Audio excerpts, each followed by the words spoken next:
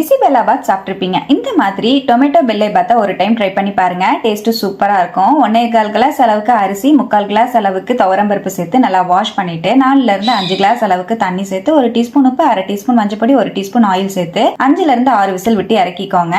Whistle நல்லா அடங்கினதுக்கு அப்புறமா கடாயில 1 டேபிள் ஸ்பூன் ஆயில் சேர்த்துட்டு 1 டீஸ்பூன் கடுகு, 1/2 டீஸ்பூன் ஜீரகம், 1 டீஸ்பூன் உளுத்தம்பருப்பு சேர்த்து நல்லா வெடிச்சதுக்கு அப்புறம் 5-6 முந்திரி பருப்பையும் சேர்த்து நல்லா ஃப்ரை பண்ணி விட்டுக்கோங்க. ஒரு பெரிய வெங்காயம், ஒரு கொத்து கருவேப்பிலையும் சேர்த்து, ஒரு பச்சை மிளகாயையும் சேர்த்து நல்லா வதக்கி விட்டுக்கோங்க. 3 தக்காளி பழத்தை பொடியா நறுக்கி சேர்த்து நல்லா கலந்து விட்டுக்கோங்க. 1 டீஸ்பூன் உப்பு, 1/2 டீஸ்பூன் மஞ்சள் பொடி, 1 டீஸ்பூன் கொத்தமல்லி பொடி, 1 டீஸ்பூன் மிளகா பொடி, 2 டீஸ்பூன் சாம்பார் பொடி சேர்த்து நல்லா வதக்கி விட்டுக்கோங்க. தக்காளி எல்லாம் நல்லா சாஃப்ட் ஆகிற அளவுக்கு வதக்கி விட்டுட்டு 3 கிளாஸ் அளவுக்கு தண்ணி சேர்த்துக்கோங்க. 1/2 டீஸ்பூன் பெருங்காய பொடியையும் சேர்த்து நல்லா கலந்து நல்லா தண்ணி கொதி வந்ததுக்கு அப்புறமா நறுக்கின மல்லித்தலையை சேர்த்து நம்ம வேக வச்சிருக்கிற அரிசி பருப்பையும் சேர்த்து நல்லா ஒரு 2ல இருந்து 3 நிமிஷம் மீடியம் ஃப்ளேம்லயே வச்சு நல்லா கலந்து விட்டீங்கன்னா ரொம்பவே டேஸ்டியான டொமேட்டோ பெல்லை பாத் சூப்பரா ரெடி. டேஸ்ட் சூப்பரா இருக்கும். கண்டிப்பா ட்ரை பண்ணி பாருங்க. தேங்க்யூ.